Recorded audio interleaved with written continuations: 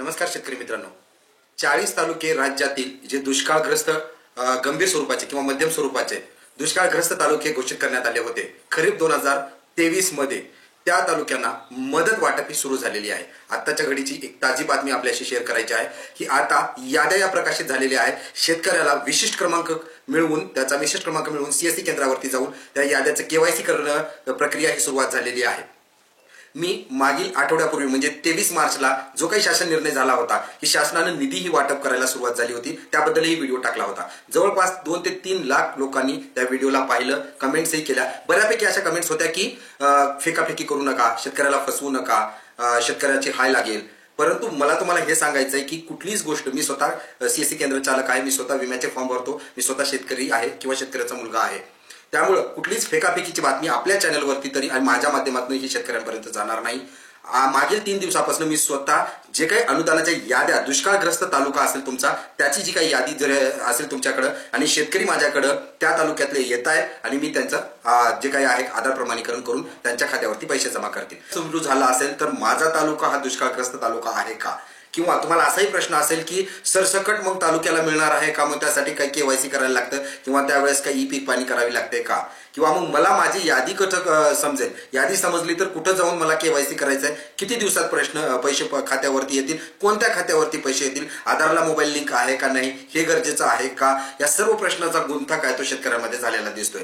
काळजी नसावी, आणि तुम्हाला तर माहितच आहे विषय तसा गंभीर आहे, परंतु मी समजून सांगायला खंबीर आहे। त्यामुळे इडापिडा जाऊ दे आणि बळीचा राजा येऊ दे म्हणत आपण या माहितीला सुरुवात करूया।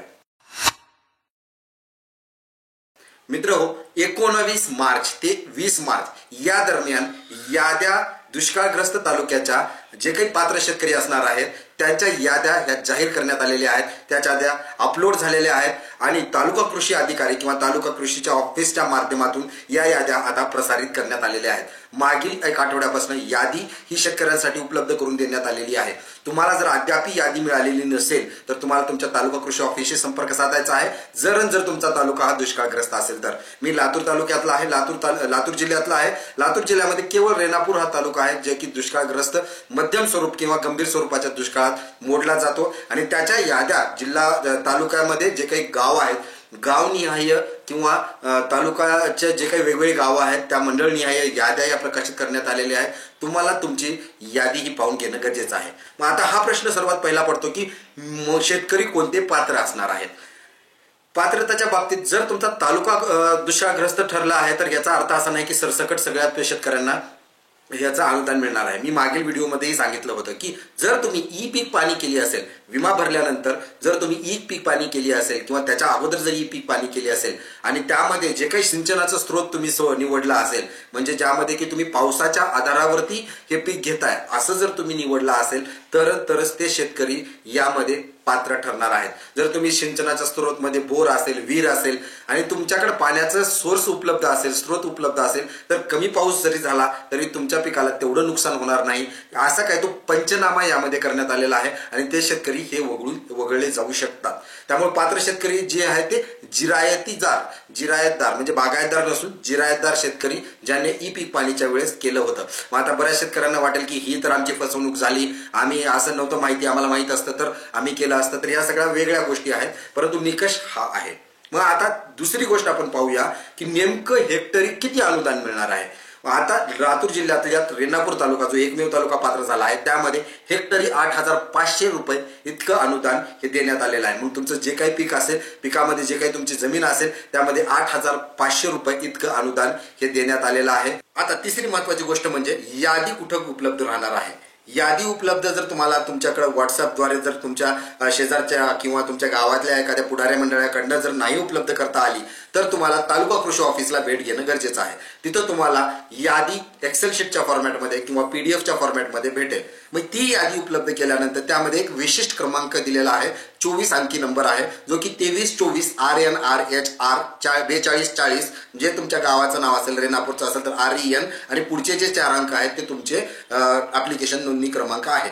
मग त्यामध्ये तुम्हाला ते नंबर घेणं गरजेचं आहे, नुसतं आधार कार्ड असणं गरजेचं नाही, तो नंबर तुम्हाला घ्यायचा आहे।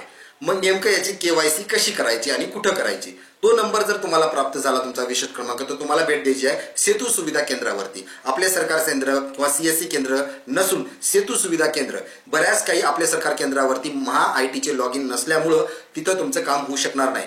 जिथं उत्पन्नाचा दाखला, रहिवासीचा दाखला काढला जातो, सेतूचं जिथं काम होतं त्याच ठिकाणी तुम्हाला तुमचा आधार कार्ड विशेष क्रमांक घेऊन जायचा आहे.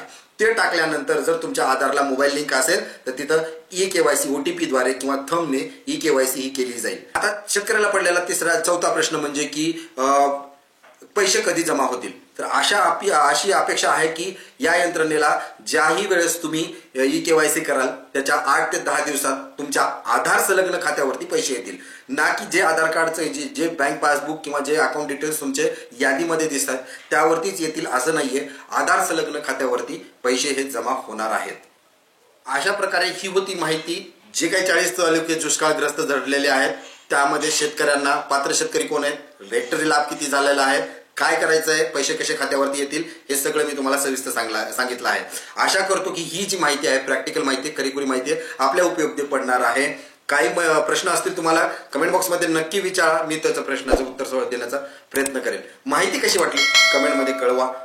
चॅनलला सबस्क्राईब करायला विसरू नका.